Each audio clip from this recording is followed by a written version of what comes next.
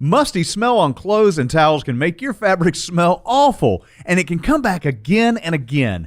Now, that musty smell is usually caused by mildew, a fungus and a type of mold. And this fungus isn't just smelly, it can actually be hazardous to your health. So in this episode, we'll look at the science of musty mildew smell and how you can prevent those odors at home. Plus, we've got an Odoban update you don't want to miss. It's all coming up right now. You're listening to the Odo Show podcast, your source for real cleaning talk and tips. Presented by Odoban, the original odor eliminator since 1980. Here are your hosts, Val and Dave. Welcome back, folks, and thanks for listening to the Odo Show podcast. I am Dave, and I am joined by my co-hostess with the co-mostess, Val. Say, Val, what's that smell? Well, it's not me, so it must be you. It's a good thing that we're talking about mold and mildew smell. And before we jump in, let's kick things off with some Stump the Nerd. Hey. Stump the Nerd. I told you last episode, I'm not a nerd, I'm a chemist. That's what I said. Okay, so here's your trivia question. All right. You mentioned at the start of the show that the mildew that often causes musty smell is a type of mold. That is correct. So how many different types of mold are there? Ooh, okay, so I'm a chemist, not a trained microbiologist. So I'll give you multiple choice. Oh, thank goodness. I like multiple guess. Multiple choice. Right, and I did happen to see a little bit of sweat go on your brow when you didn't I'm think not so that confident about this. you had a multiple My choice. nerdism may fail me. Please continue. Okay, so what are my multiple guesses? So, is it A, over 100, B, over 10,000, Oh. C, over 100,000, Oh, wow. or D, over 1 million? See, now I know microbes, and there are a lot of variations out there. So I'm thinking it's a lot, but I don't know about a million. I'm going with C. What was that, 100,000? Gummit, yes! Ha! You didn't stump the nerd this time. Stump the nerd. You're still a nerd. You're right. I'm guessing there because you get into something like that. There are a ton of different varieties. Every little difference makes essentially a new sort of species, or it's not exactly species, but I'm not going to go too far down that trail. Anyway, there are a lot of variations out there, but a million's a lot. Yeah, see, I would have been thinking between 100,000, maybe a million. I would have been on that fence there. Okay, so educated guessing works for me. Apparently so.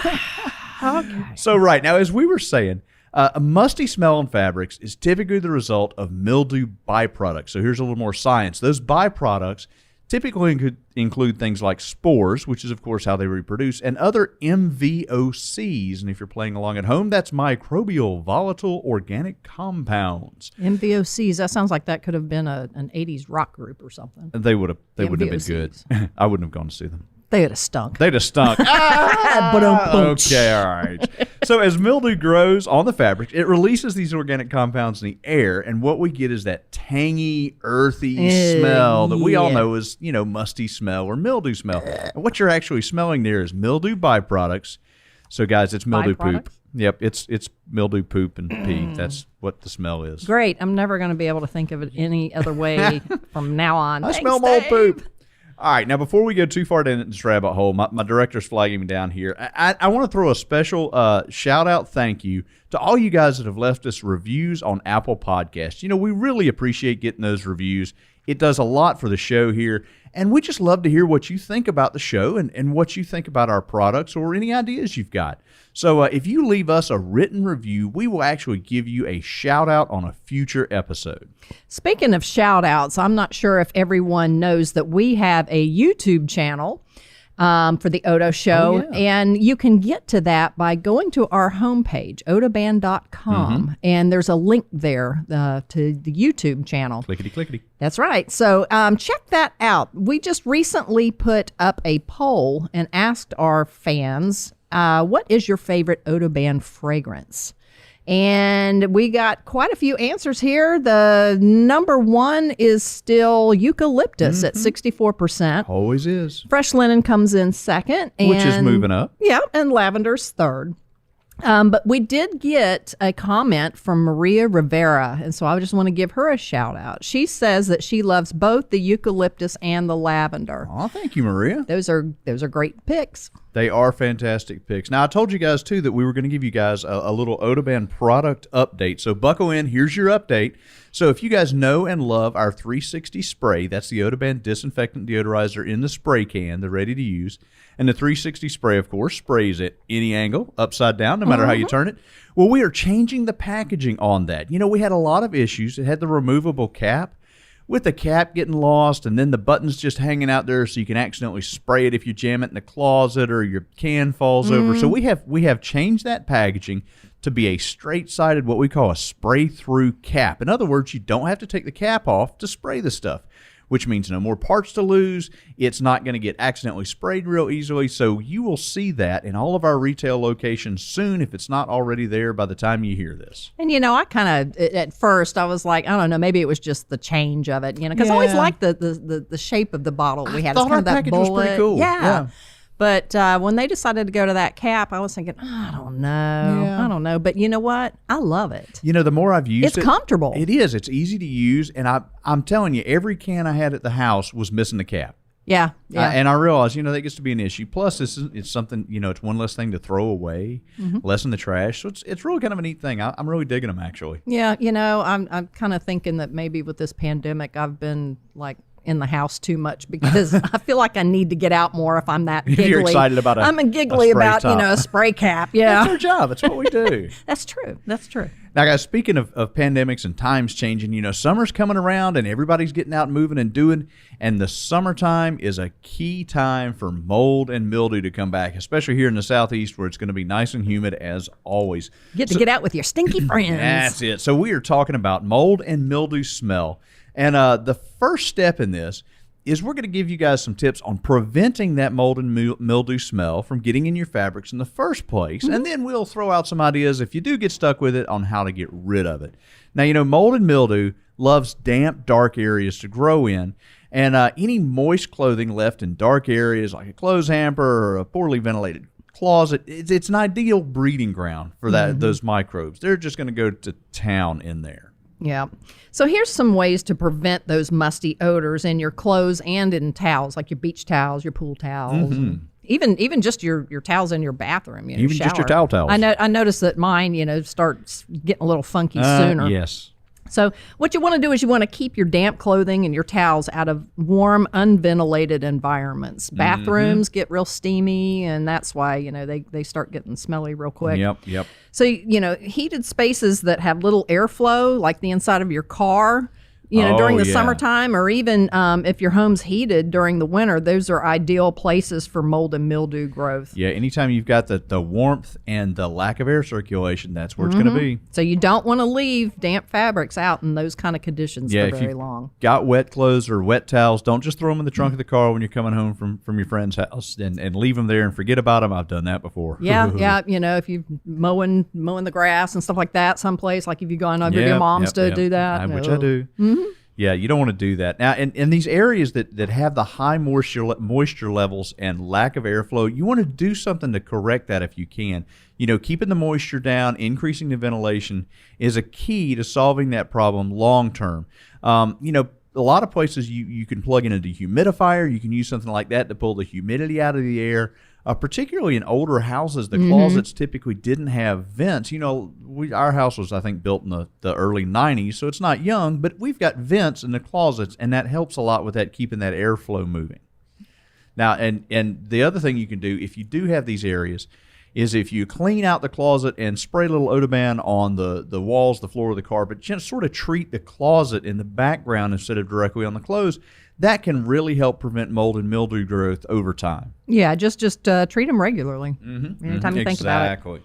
Okay, you also want to like spray your worn clothing or use towels with Odoban too before you put them in the hamper. Oh yeah, that's a good one. Yeah, because you know mildew's going to grow in that environment, and so that'll help halt all that mildew growth and the resulting musty smell that you get. Yeah, just give them a couple spritzes before you lock them down in that hamper. You know, if your hamper, especially if it's one of those that doesn't have all the vented openings in the side, that can be a real issue. You also want to wash those clothes and towels more often this time of year. Don't pile a bunch of stuff in the hamper and figure I'll get to it, in 2 weeks when I have to do laundry. Right. If you're one of the lucky people that owns that many towels that you can go 2 weeks without washing clothes. I don't own that many towels. I can't. But if you do, you want to wash stuff more frequently because, of course, the less time you leave it trapped in there, the less time the mildew has to grow, and those funky odors have time to. Yeah, exactly. Yeah, exactly. So you also, and this is something that I really hadn't thought about, but you want to stop using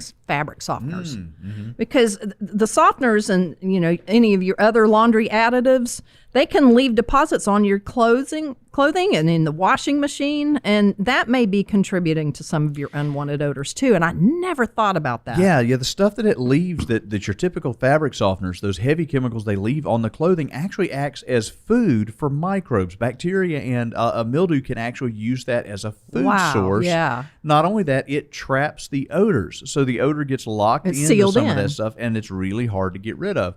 Your best alternative is, of course, Odoban concentrate in the washing machine instead of fabric softener. And works great. That's going to be good on your clothes. It's also good to to clean your washing machine so that you're kind of doing two things at once. Yeah, absolutely. Kind of multitasking. And the other thing is, guys, once you wash the clothes, don't leave them piled up in the washing machine forever. I always forget it. You ever? I do that all the time. Run a load of clothes and then forget about them, and they go sour in the washing machine. Ask my husband Vic. Oh, really? He took the duties of washing his own clothes back from me because I did that, and he went to work with a really soured pair of jeans. Man. And you can't get that smell out of your nose. It doesn't go away. It's not like you ever just You'll be get used to it all day long. So, and he was so mad at me. So he got so mad about it, he started washing his own clothes.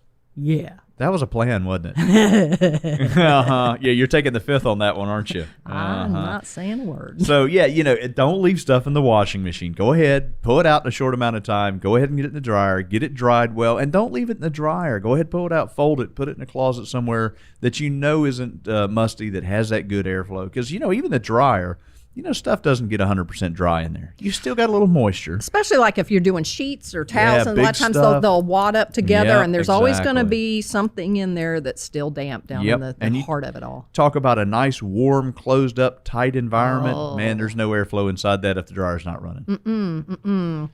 Okay, so this is another thing that it was like a game changer for me. It was when I started using Odoban to clean the gasket around my front loader. Oh, right, around the door. Yeah, and around the door, and then just the opening itself, because it always gets that almost black gungy, algae looking in there. Those things are notorious for that kind of buildup. And it doesn't want to come off real easy, but it works really well to use Odoban just to spray it on there and keep that clean, because that gives a lot of stink. Yeah, and the last thing you want, you want to start with a clean environment. You want your washing machine to be clean before you clean your clothes. Otherwise, it's like mopping with dirty water on your floor. Yep, exactly. Now, let's say you do get stuck with one of these moldy areas. You get some clothes that just get that summertime funk going on.